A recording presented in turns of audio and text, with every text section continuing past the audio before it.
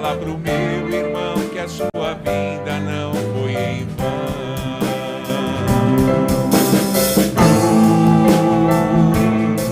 O mundo vai saber que a sua vida não foi em vão.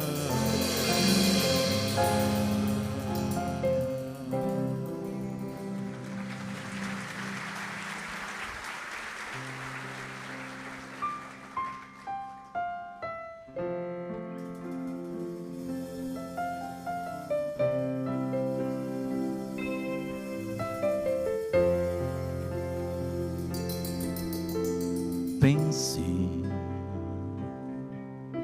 em tudo que você viveu até aqui. Cada situação, problema ou aflição,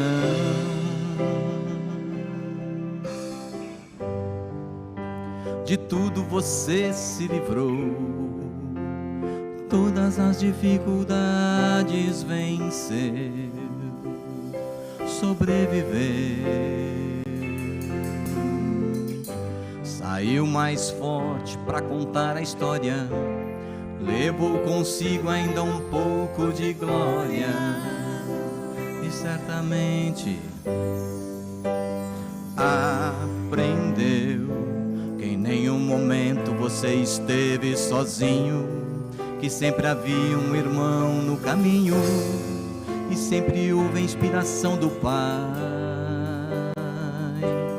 Então, porque agora de ser diferente, a mesma luz ainda está presente, e Deus segue a te levar à frente.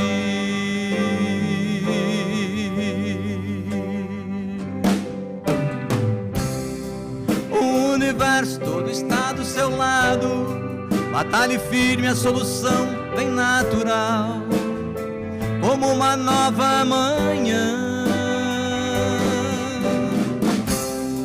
No fim das contas não há nada de errado, é tudo parte do aprendizado. Tudo é amor.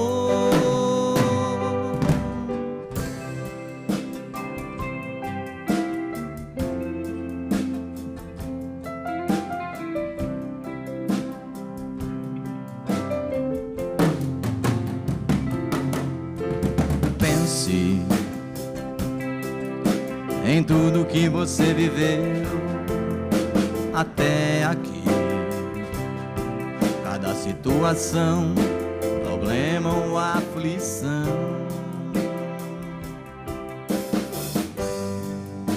de tudo você se livrou, todas as dificuldades venceu, sobreviver. Saiu mais forte pra contar a história, levou consigo ainda um pouco de glória, e certamente aprendeu que em nenhum momento você esteve sozinho, que sempre havia um irmão no caminho, e sempre houve a inspiração do Pai. Porque agora de ser diferente, a mesma luz ainda está presente, e Deus segue a te levar à frente.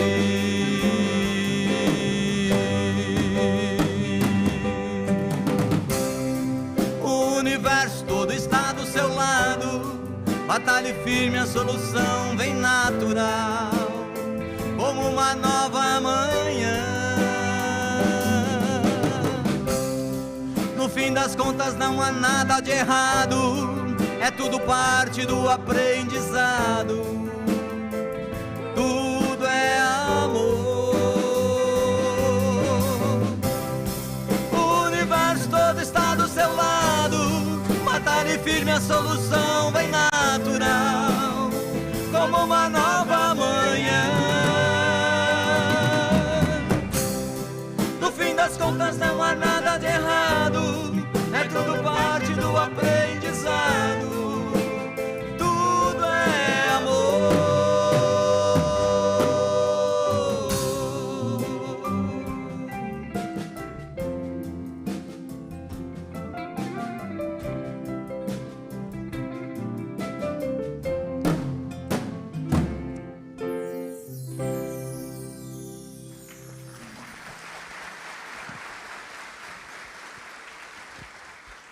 Olá, boa noite. Não se preocupem, o Tadeu está aí. Então adivinhe por que eu estou abrindo o trabalho hoje. Porque é o Tadeu quem vai fazer a palestra hoje. Não é demais? E olha, e para brilhantar mais a nossa noite, nós contamos daqui a pouco com o coração de Dona Guiomar para fazer a prece para nós. Meus amigos, eu não sei quanto a vocês, mas nós chegamos neste quarteirão de nossa casa. Parece ou não parece, é verdade, há um envolvimento dos amigos espirituais. Nossa casa é uma verdadeira fortaleza. E eu me lembro quando cheguei aqui em 1978, eu tinha 3 anos, eu sempre conto, mas eu me lembro que quando eu ouvi a primeira palestra de Dona Guiomar, e me apaixonei por ela, isso até hoje, não é? Ela vai dizer que eu sou guiomarista, mas eu sou mesmo. Ela disse assim: na porta, amigos espirituais que como que entregam um cartão dizendo, um amigo para servi-lo. Não é isso? Então isso acontece, não é, Dona Guiomar? Até hoje. Outro dia eu vi ela repetindo, continua acontecendo, e cada um de nós é vinculado à Universidade de Doutor Bezerra de Menezes, ao sinal de perigo, mantendo o nosso coração em oração, a nossa conduta em amor. Naturalmente a espiritualidade vem e nos socorre, e um dia como hoje, cá estamos nós para abastecer os nossos reservatórios, a fim de que os enfrentamentos e dificuldades da vida não sejam páreos para a nossa fé. Isso é demais. O Zé diria, uau, não é? Semana que vem, Tadeu? No dia 29/10, nós teremos aqui, 28, um sábado especial. Nós vamos receber o nosso querido Medrado, que tem uma instituição extraordinária lá em Salvador, chamada Cidade da Luz. Eu já fui lá, não é? O irmão dele era igualzinho a ele, foi quem me apresentou a casa há muitos anos atrás.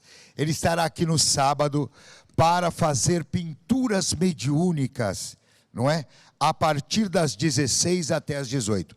Em seguida, os quadros pintados serão leiloados e a renda revertida em favor da casa que o nosso irmão cuida com tanto amor. Imediatamente no domingo, dia 29/10, teremos uma palestra especial com ele, às 11 horas, como foi acontecer todos os domingos, com a diferença de que provavelmente ele faça a palestra durante 1 hora. Todos somos convidados, então se viermos no domingo, já avise em casa que nós vamos chegar um pouquinho depois para o almoço, não é? Porque a palestra vai até meio-dia. Então, sem mais delongas, convidamos nossa querida Dona Guiomar para poder fazer a prece para nós outros com o seu coração. Obrigado, Dona Guiomar. Eu sou rapidinha, para não ficar mais velha do que eu já sou. Nesse instante, olhando para essa casa tão cheia de bênçãos, na pessoa de cada um dos companheiros que adentram ali à porta. Eu estava ali com Tadeu e me lembrando de quando foi para começar a casa. Em primeiro lugar, eu tinha o seu Gonçalves, que ele vinha fazer as palestras aqui para nós. E sempre ele falava, eu estou começando um trabalho para você depois continuar. E eu falava, mas nunca, nunca. E realmente, meus amores, eu nunca pensei em estar à frente de uma casa tão grandiosa como essa nossa. Grande em número e grandiosa em bênçãos, porque nesta casa tem passado companheiros tão necessitados. Alguns deles a gente tinha até medo de nos aproximar deles, porque havia mais entidades inimigas com eles do que a própria pessoa. E essa nossa casa, que era pequenininha, bem pequenininha, o seu Gonçalves vinha para me ajudar, e eu tinha um medo tremendo de ficar só na direção de qualquer casa, porque eu já tinha sido escolhida sem querer na federação para receber o mentor às terças-feiras. Nós éramos em 300 e poucos alunos, e 5 pessoas foram escolhidas para trabalhar, e eu fui escolhida sem querer, tremendo de medo. Confesso para você, minhas pernas começaram a bambear, porque eu nunca quis dirigir nada. Quanto isso, vocês não vão acreditar. Eu queria trabalhar e não dirigir. Já na federação eu havia dito isso, e passei a receber o mentor lá às terças-feiras.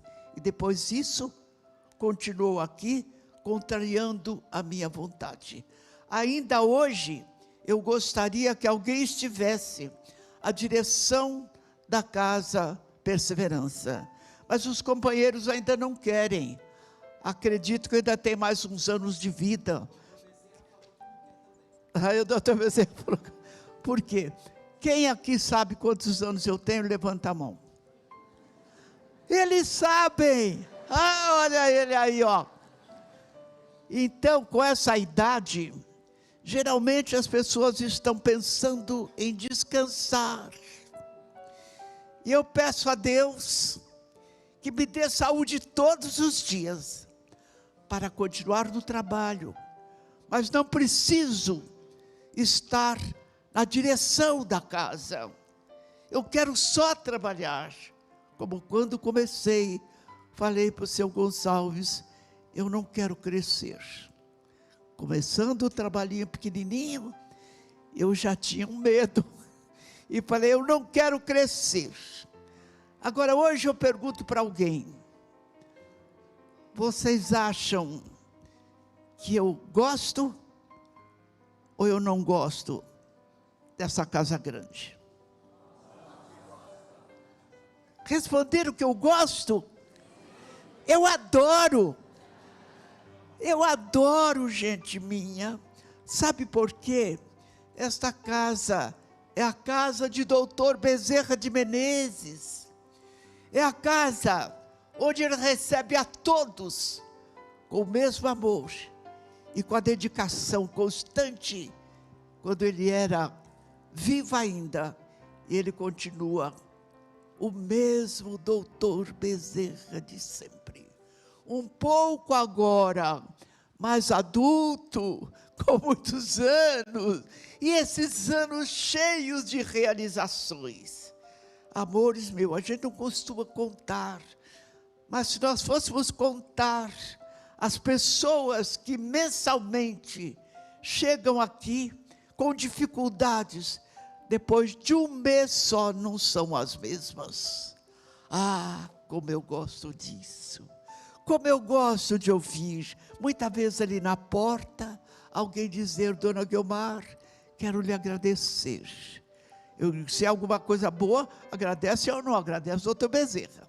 Eles me falam, pois olha, faz um mês que eu estou aqui. Mas tantas bênçãos, tantas mudanças no meu lar. A começar, que eu estava prontinha para separar do meu marido. E hoje aqui, nós nos amamos e já temos filhos nesta casa. Isso, meu povo, não há dinheiro que pague. A alegria de vermos quantos irmãos que adentraram aqui com tantas necessidades de harmonia no lar, de equilíbrio para os filhos.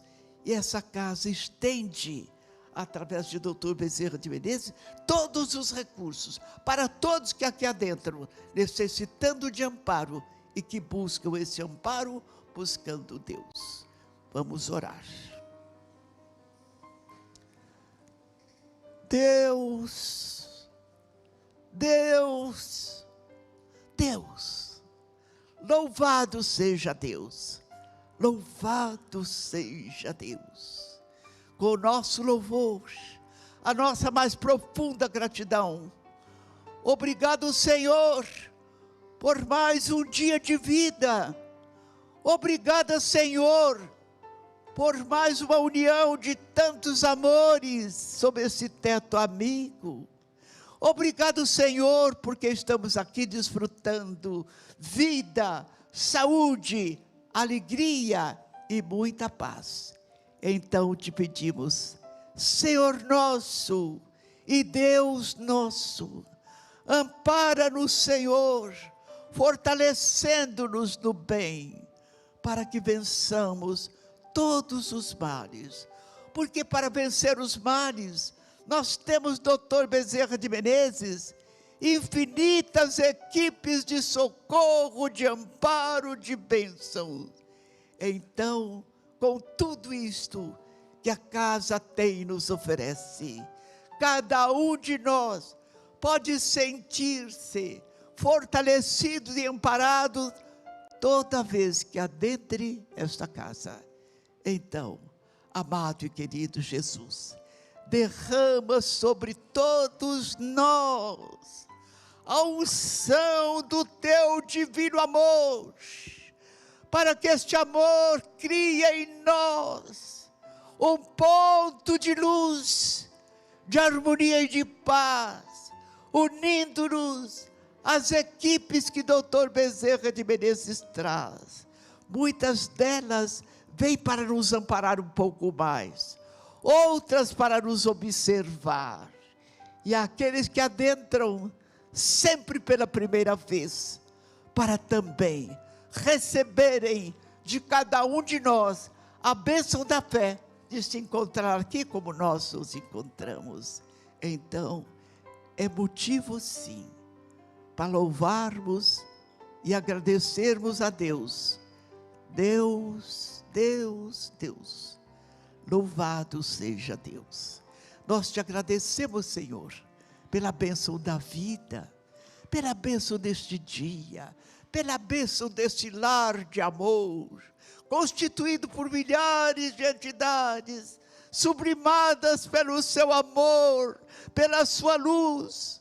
Nós aqui nos encontramos com uma fraternidade divina, constituída por nosso querido e amado Dr. Bezerra. Cada um de nós é um instrumento ligado a Deus, através dos milhares de espíritos que vêm para nos ligar a Deus, a fim de que as dificuldades, os inimigos espirituais desapareçam de agora sobre cada um de nós, para que em nós resista tão somente o amor de Deus, que cobre a multidão de pecados e nos concede paz. Que a paz de nosso Senhor Jesus Cristo permaneça conosco, abrindo caminhos para triunfos, para a nossa libertação espiritual, para a nossa saúde, para a nossa amizade, para a nossa família, para o nosso convívio neste mundo. Não temos nenhum compromisso, simplesmente com este mundo que ainda não é de Deus. Ainda há reuniões que falam coisas que não devem falar, e não buscam o que deve buscar, porque onde quer que nos encontremos, nós precisamos ser, e seremos sim, um instrumento de Deus, para que Deus haja em nós, de alguma forma, tornando-nos cooperadores da boa nova, do amor, da esperança e da fé. Pai nosso que estás nos céus, santificado seja o teu nome, venha a nós o teu reino, seja feita a tua vontade, assim na terra como no céu. O pão nosso de cada dia dá-nos, perdoa, Senhor, assim como nós perdoamos. E não nos deixes ir em tentações, mas livra-nos, Senhor, de todo mal. Ave Maria, cheia de graça, o Senhor é contigo. Bendita és tu entre as mulheres, bendito é o fruto de teu ventre, Jesus. Santa Maria, Mãe de Jesus, ora por nós, agora e sempre. Que assim seja. Louvado seja Deus. E agora é com o nosso querido e amado Tadeu, que vai nos trazer a mensagem desta noite.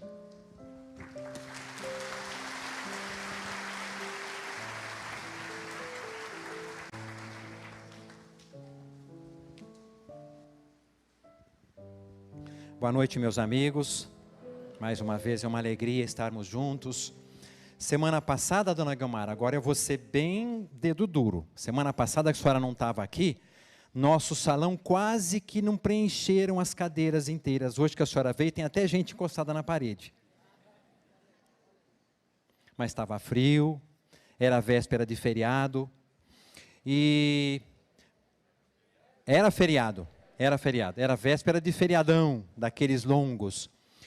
E quando o Tinho falava a respeito de como nós nos sentimos quando a gente vai se aproximando do Perseverança, eu me lembro que o Haroldo, quando esteve aqui, ainda este ano, ele comentava, no domingo em que ele aqui esteve, que à medida em que ele vem se aproximando do Perseverança, uma atmosfera de amor, de calma, de serenidade vai se criando, porque é como se fosse uma grande fogueira onde todos nós nos acomodamos em volta dela para aproveitar do seu calor e da sua luz.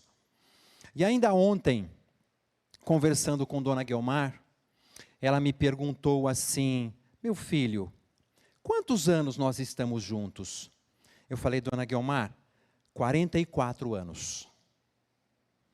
Há 44 anos eu estou no Perseverança, e quando a senhora me fez essa pergunta, sem querer, a senhora me deu um mote para a conversa desta noite, porque eu me lembrei, Tinho, daquela mensagem lá daquele livro Contos e Apólogos do irmão X, chamado A Ficha. É um livro bem antigo, e essa é uma mensagem em que fala, né, uma pessoa que era frequentadora de um centro espírita há de muitos anos, ela adormeceu e teve um sonho, e nesse sonho então, ela foi lembrada, né, em números, quantas palestras ela tinha assistido, quantos passes ela tinha tomado, quantas vezes ela tinha participado de evangelhos no lar, quantas oportunidades ele tinha tido para, de alguma maneira, se aproveitar daquele instrumento de ligação com Deus, que era a sua ida ao centro espírita, o seu trabalho nas lides daquela casa espiritual, até que então ele acorda, e depois, não vou contar qual vai ser o final, porque vocês vão lá, livro Contos e Apólogos, mensagem A Ficha. Mas, de certa forma, me veio à cabeça uma classificação que Kardec faz lá em O Livro dos Médiuns, a respeito daquelas pessoas que de alguma maneira têm contato com o mundo espiritual, têm contato com o centro espírita. Somos nós, né? Tantos de nós que, como eu, passou a maior parte da sua vida dentro de uma casa espírita, que vêm a um centro espírita e que de alguma maneira buscam os recursos espirituais dentro de uma casa espírita, porque precisa, porque está necessitando de alguma coisa. Então Kardec, capítulo 3, lá de O Livro dos Médiuns, ele então faz uma classificação daquelas pessoas que de alguma maneira tomam contato com o espiritismo, tomam contato com os espíritos. Então, são quatro graus, a gente pode dizer dessa forma. Não é muito, isso não é fixo, é lógico que isso aqui é uma forma que Kardec criou para ser de alguma maneira um pouco mais didática para todos nós. Então ele classifica lá no Livro dos Médiuns da seguinte forma: primeiro, os que creem pura e simplesmente nas manifestações. Para eles, o espiritismo é apenas uma ciência de observação, uma série de fatos mais ou menos curiosos. Chamar-lhes-emos espíritas experimentadores. São aqueles espíritas que vão ao centro espírita, que assistem reuniões mediúnicas, que assistem a trabalhos de materialização, que enxergam muitas vezes transformações na vida dos outros, mas eles estão, na verdade, somente preocupados com a manifestação, de modo que nada daquilo que eles veem, daquilo que eles presenciam dentro da casa espírita, tem algum significado para eles. Eles simplesmente enxergam a manifestação como algo curioso. Quando o Tinho falava hoje a respeito da pintura que nós teremos aqui no sábado, me veio à cabeça justamente isso. Puxa vida, com que propósito eu virei aqui no sábado? Para enxergar os experimentos que o nosso medrado vai fazer? Ou será que eu vou trazer alguma coisa para a minha vida a partir disso? De modo que o Espiritismo, ele nasce efetivamente da experimentação. Aliás, o Espiritismo, ele nasce justamente dos experimentos que Kardec faz junto ao Livro dos Espíritos. Só que Kardec, enxergando que ali havia alguma coisa além do que simplesmente o experimento, o fato, o extraordinário, ele enxerga alguma coisa a mais, além daquilo que é justamente o mote, o início para ele começar a fazer a sua codificação de todos os livros. Então, os espíritas experimentadores, eles enxergam a manifestação, mas aqui não tem absolutamente nada a ver consigo. Ele vem, passa pelo Perseverança, passa por outros centros, passa por outros lugares onde ele pode enxergar alguma coisa interessante para a sua vida e vai embora. A linha de chegada e a linha de partida para ele é puramente o experimento. E assim ele vai. Na verdade, há um livro de James Allen chamado Como os Homens Pensam. Esse livro é um livro muito interessante que os psicólogos usam muito, e ele fala assim, que as pessoas ansiosamente buscam mudar as circunstâncias da sua vida. No entanto, poucas vezes elas querem verdadeiramente mudar-se a si próprias. Então, o experimentador chega, olha, observa e vai embora. Mas há o segundo grupo. São aqueles que veem no Espiritismo mais do que fatos. Compreendem-lhe a parte filosófica. Olha que interessante, Kardec aqui vai progredindo, porque primeiro há o fato em que você vê e observa. Depois tem a observação do fato, isso é filosofia. O próximo passo é a reflexão e a mudança que o fato exerce na sua vida. Isso é espiritualidade, isso é religião. Então, eles compreendem a parte filosófica, admiram a moral daí decorrente, mas não a praticam. Insignificante ou nula é a influência que lhes exerce nos caracteres. Em nada alteram seus hábitos e não se privariam de um só gozo que fosse. O avarento, continua Kardec, continua a sê-lo. O orgulhoso se conserva cheio de si, o invejoso e o ocioso sempre hostis.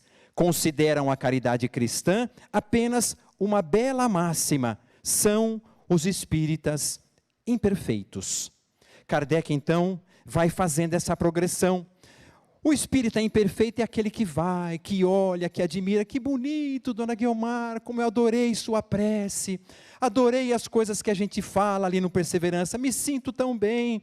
Mas aquilo, de alguma maneira, não significa nada na vida dele. Porque ele sai daqui, vai embora e parece que não escutou nada. Eu me lembro uma vez que eu estava saindo de uma palestra aqui num domingo. E a gente sempre sai depois de todo mundo, quase sempre a gente sai depois de todo mundo. E nesse dia, eu estava chegando ali na minha casa, atravessando ali a Avenida Abel Ferreira, e aí eu encostei o meu carro, porque eu parei num restaurante que eu ia levar comida para casa, parei para comprar uma comida, e nisso veio um rapaz e encostou, e eu percebi nitidamente, dona Guiomar, que ele estava branco, apavorado, nervoso. E ele virou-se para mim e falou, puxa vida, ainda bem que eu te encontrei aqui agora. Porque eu estava saindo, ali eu via a palestra do Perseverança, eu vi que você estava lá, e eu estava saindo do estacionamento do Perseverança e me desentendi com uma pessoa lá no estacionamento. E essa pessoa veio me perseguindo, tentando bater o carro dela no meu, e ainda bem que você está aqui, porque senão eu ia fazer uma bobagem. De forma que o espírita imperfeito, ele observa a máxima, ele vem, ele assiste uma palestra, mas aquilo não significa nada para ele. Moisés, muitos anos antes de Jesus, de alguma maneira ele proibiu o intercâmbio com os espíritos, porque de alguma forma ele enxergava que aquilo ele estava prejudicando as pessoas de então, porque na época de Moisés isso não era assim, não é mais assim hoje. As pessoas chegavam para Moisés e chegavam para os espíritos e perguntavam assim para os espíritos: vou casar com quem? Né? Será que eu posso, tenho 5 ovelhas para vender, vou fazer bom negócio ou não vou? Devo vender a minha casa? Então, eles usavam os espíritos mais ou menos como um Serasa espiritual, né? Às vezes, se porventura podia fazer um bom negócio, e assim eles iam para frente. Só que, e aí Moisés, ele proibiu a comunicação com os espíritos. E aí é uma coisa importante a gente dizer, porque só se proíbe aquilo que é possível. Porque nunca ninguém vai achar uma proibição de alguém que diga assim: proibido virar a terra no sentido contrário. Isso aí não é possível, né? E outra coisa, só se proíbe aquilo que é socialmente nocivo. Então, se alguém proíbe alguma coisa, é porque aquilo, primeiro, é possível, e segundo, porque aquilo de alguma maneira está criando algum tipo de dano, algum tipo de problema para a sociedade. Então, Moisés, ele proibiu a comunicação com os espíritos. Por quê?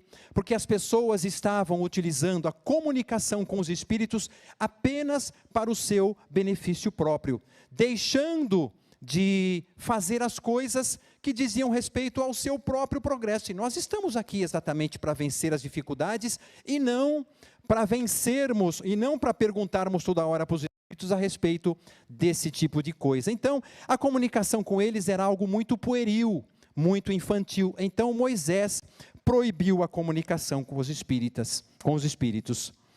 E lá em Minas Gerais, há um espírita, né, que ele fala a respeito desses espíritas imperfeitos, desse que ouve a palavra de Deus, que ouve os ensinamentos, e para ele parece que nada acontece. Ele fala que esses espíritas imperfeitos são os chamados espíritas de pijama. Por que de pijama? Porque ele acorda de pijama, o dia inteiro ele fica de pijama, ele vê a tudo, ele vê a todos e critica a tudo e a todos. Então, ele começa a enxergar, ele vai no centro, ele enxerga uma palestra, ele vê algum ensinamento e ele tem resposta para tudo, ele critica tudo. São os espíritas de pijama, são os espíritas imperfeitos.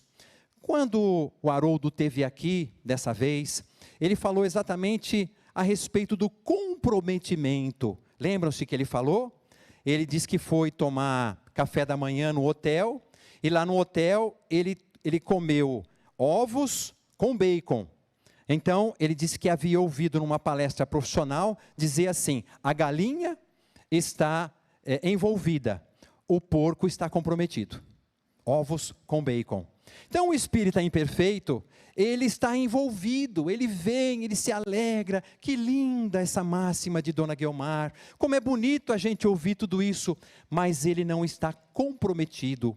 O compromisso dele é só com ele próprio. Ele então não avança nos ensinamentos que o próprio Espiritismo tenta levar para ele. O próximo são os espíritas exaltados. É interessante que Kardec começa a falar assim, olha que interessante: a espécie humana seria perfeita se sempre tomasse o lado bom das coisas. Que bacana, né? Kardec começa falando da espécie humana para dizer que seria bom se a gente tomasse o lado bom. Eu também acho isso. Em tudo, o exagero é prejudicial. O espírita exaltado infunde confiança demasiado cega e frequentemente pueril no tocante ao mundo espiritual, que o leva a aceitar, com extrema facilidade e sem verificação, aquilo cujo absurdo ou impossibilidade a reflexão e o exame demonstrariam. O entusiasmo, porém, não reflete, deslumbra. Esta espécie de adeptos é mais nociva do que útil à causa do espiritismo. É o credo, é aquele que crê. E aqui eu tenho duas histórias. A primeira delas é que houve às vezes o espírita exaltado é aquele que enxerga tudo, vê tudo, mas ele começa a acreditar demasiadamente em tudo que ele ouve. E uma vez foi feita uma pesquisa, e aí pegaram uma moça muito bonita, uma repórter, com um cameraman, com uma câmera grande assim, e ela foi para a rua e entrevistava as pessoas. E ela chegava para as pessoas e falou assim: bom dia, o senhor está sabendo da nova taxação que o Congresso Nacional está pensando em fazer? Aí ele falou: não, mais uma, né? Pois é, mais uma. Eles vão agora cobrar pelo consumo de oxigênio. Mas como consumo? Vai cobrar pelo consumo de oxigênio? Vai cobrar pelo consumo de oxigênio. E a taxação vai ser de uma maneira diferente, vai ser pelo tamanho do nariz. Então, quem tem o nariz grande vai pagar mais, quem tem o nariz grande vai pagar menos. E a grande maioria acreditava naquilo, porque falava: mas que absurdo, né? Onde já se viu, eu não tenho culpa de ter nariz grande, né? Imagina o meu, que absurdo que eu ia pagar de taxação. Meu Deus do céu, eu não tenho culpa de ter nariz grande.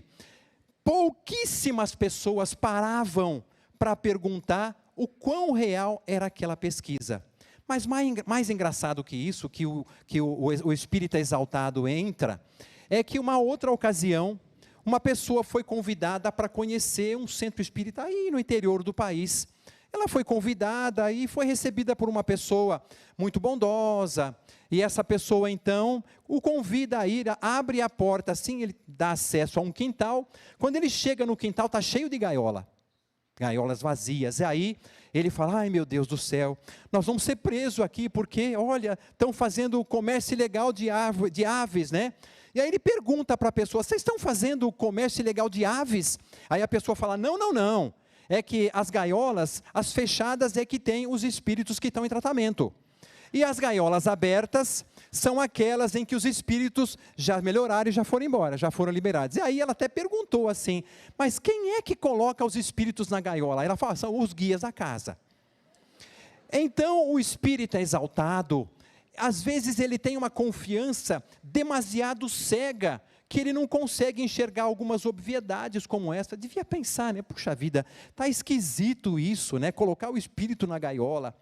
Mas aí tem um espírita exaltado, que é ainda aquele mais complicado do que este, que enxerga tudo cegamente.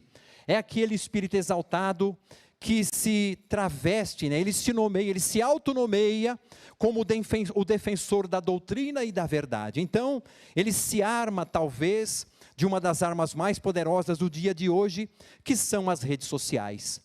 Aí ele vem no Perseverança, ele assiste uma palestra, ele fala assim: puxa vida, eu não entendi nada que aquele cara falou, aquela mensagem eu não estou entendendo nada, eu não consigo entender as mensagens de Chico Xavier, eu não entendo nada do que se fala nos livros dele, deviam fazer isso, deviam fazer aquilo.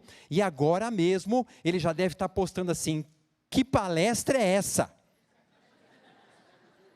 Então, a gente até aprecia o apego que ele tem pela verdade. A gente só não aprecia a violência.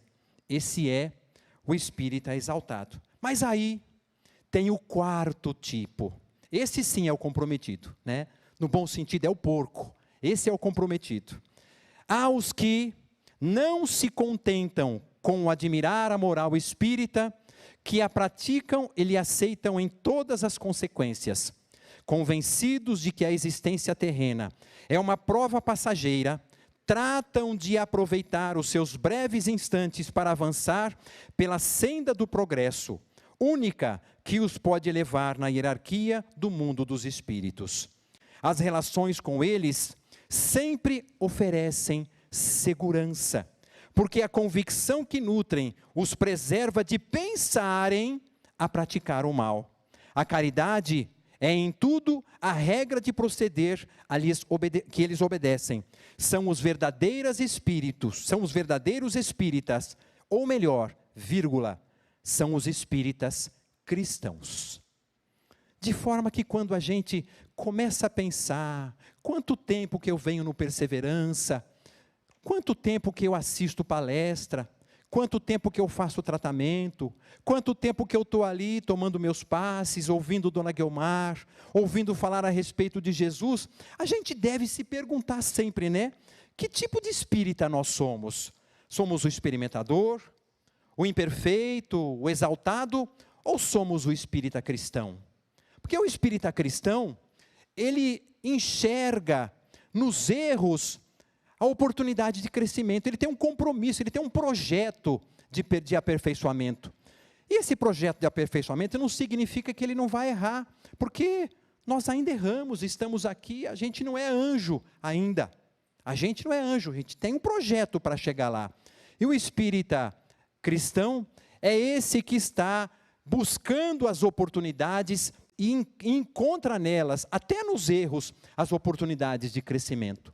Quem aqui tem estudo, que conhece alguma coisa a respeito de um instrumento musical, ou de uma arte, de um artesanato, alguma coisa, sabe que as nossas primeiras aulas são aulas que a gente faz e vai errar. Quando a gente está aprendendo a tabuada, a professora bota lá a tabuada para a gente, nós sabemos que nós vamos errar. Eu lembro até hoje, uma vez eu recebi um castigo, né, da minha professora no 2º ano primário, e ela me fez escrever 10 folhas do meu caderno no meu nome, né, porque eu estava errando. Na época era assim, né, você errava, então você tinha que fazer muitas vezes. Eu escrevi, em vez de escrever meu nome Tadeu, eu escrevi Tadu. E foi assim, escrevi uma folha inteira. Então a gente sabe que a gente vai errar. Só que o espírita cristão, ele encontra no erro uma oportunidade de crescer. Ele vê no erro uma forma de se aperfeiçoar.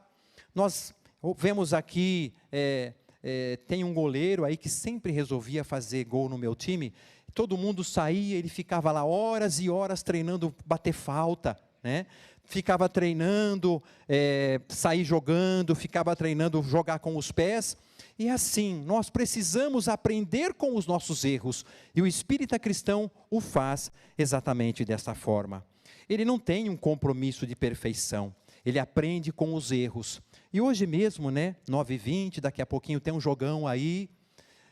A gente fica ouvindo, percebe que as pessoas estão verificando que tem um jogo. E na verdade, esse ambiente que nós estamos é uma dádiva da espiritualidade para que a gente possa crescer. Esse ambiente é algo que os benfeitores, como disse a Dona Guiomar, preparam para nós, para que nós possamos sentir, a partir do momento que nós cheguemos aqui e sintamos o trabalho dos benfeitores espirituais na nossa vida. Só que, gente, o jogo de verdade, aquele onde nós vamos crescer, onde a gente vai aprimorar e vai se transformar num espírita cristão, porque esse é o nosso objetivo maior aqui, esse é o nosso destino, queiramos ou não, nós todos iremos nos aperfeiçoar. O jogo da vida é esse que a gente vê aí fora, é no lar, é no trabalho, é na fila do banco, é no trânsito, é saindo do estacionamento, em todo lugar. É ali que é o jogo da vida, é ali que nós temos que praticar todos os anos de aprendizado que nós tomamos nas lições que nós aprendemos dentro da nossa Casa Perseverança, em contato com os benfeitores espirituais e, acima de tudo, nesse contato abençoado com Jesus e os nossos benfeitores todos os dias. Muita paz.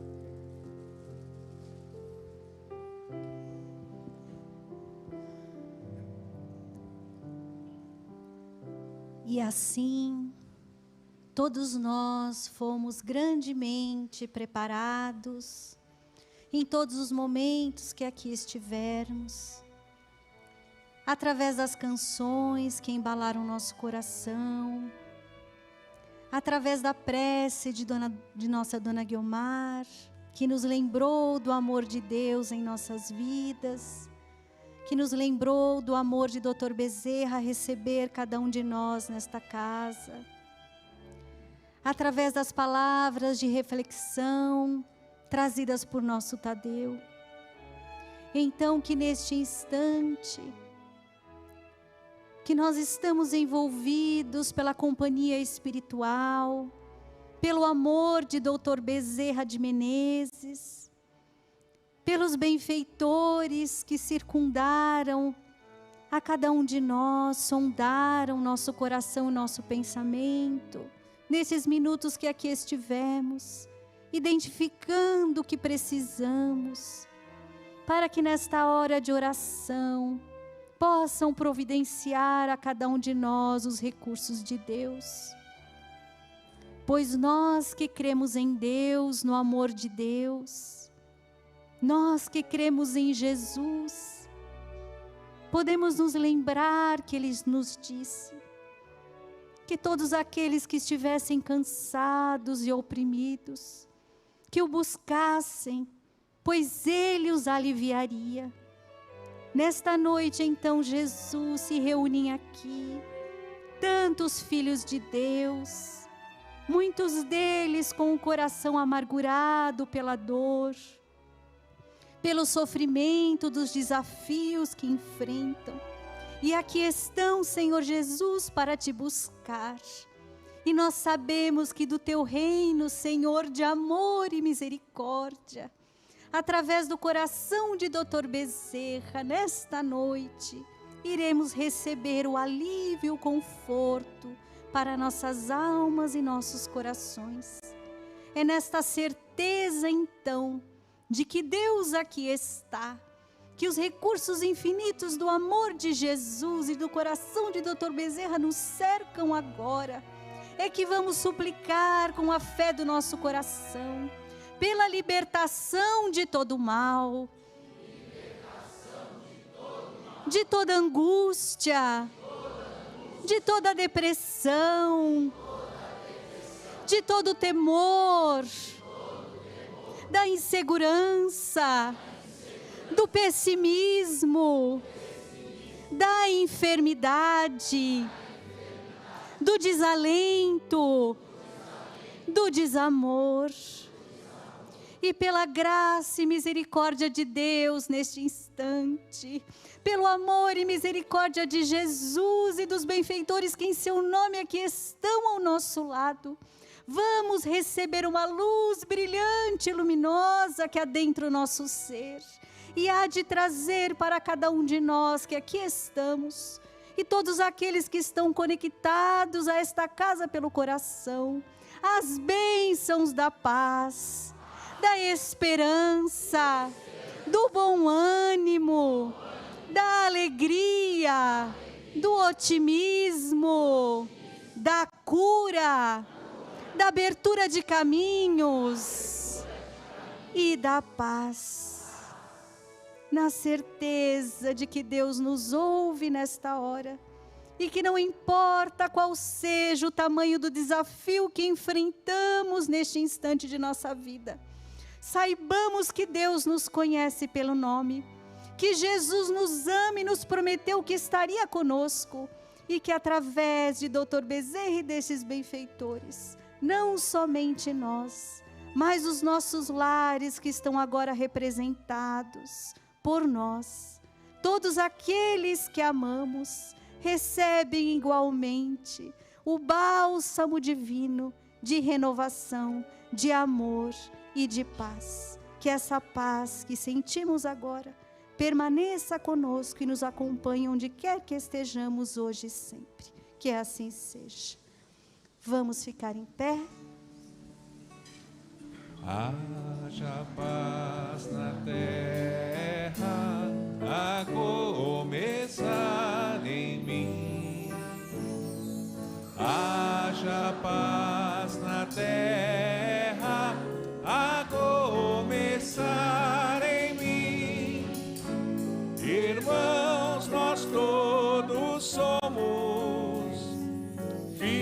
somos do mesmo Deus. Juntos, pois, caminhemos na paz que vem do céu.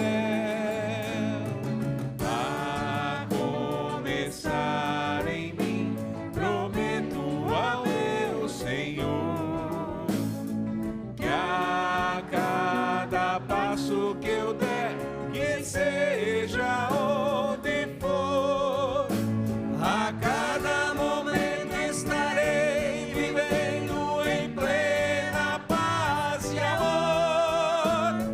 Haja paz na terra, a começar em mim. Haja paz na terra, a começar em mim.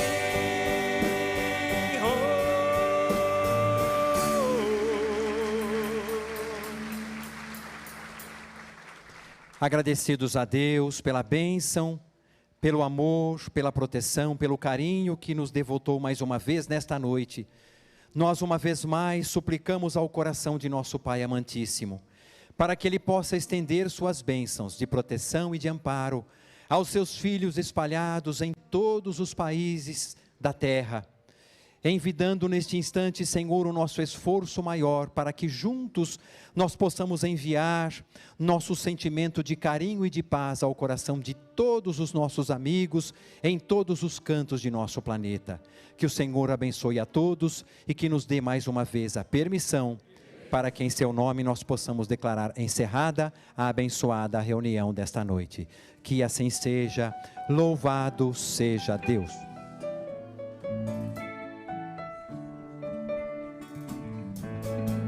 Sem mágoa ou ódio, nem ressentimento, para quem ama Jesus não há motivo para lamento. Sem mágoa ou ódio, nem ressentimento, para quem ama Jesus não há motivo para lamento. Eu quero ser feliz, vivendo a vida assim, como o Senhor me diz, tal qual um aprendiz. E nas provas da vida, quando a dor visita, eu devo ser feliz também.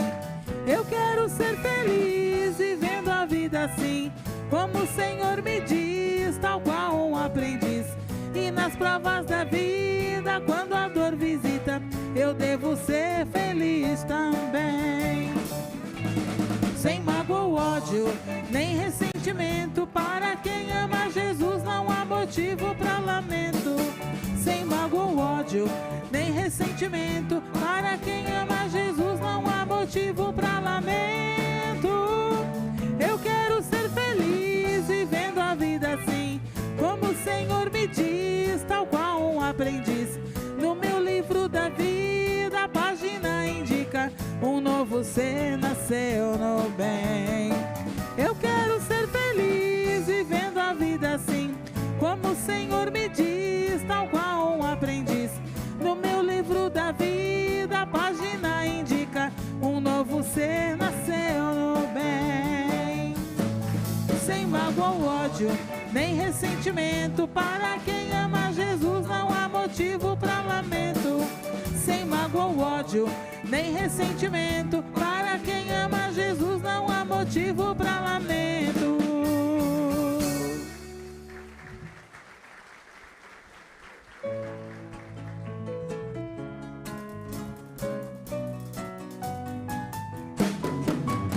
Toda esperança encontrei no meu Senhor, com perseverança consegui vencer a dor.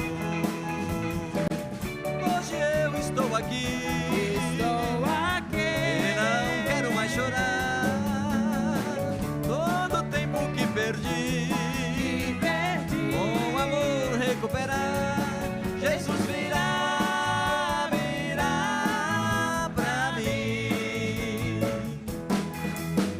Oh, perseverança é a casa do Senhor, onde a esperança para resgatar o amor. Hoje eu posso sorrir, clarear. Jesus virá, virá. Boa semana Tchau, para todos. pessoal. Vão com Boa Deus. semana. Deus abençoe a Deus todos nós. abençoe vocês grandemente sempre. Encontrei no meu Senhor com perseverança, consegui vencer a dor. Hoje eu estou aqui, e não quero mais chorar todo o tempo que perdi. Com amor recuperar. Jesus virá, virá pra mim. Oh, perseverança é a casa do Senhor, onde a esperança para resgatar o amor. Hoje eu posso sorrir, hoje o sol vai clarear. Jesus virá, virá pra mim. Jesus virá, virá pra mim. Jesus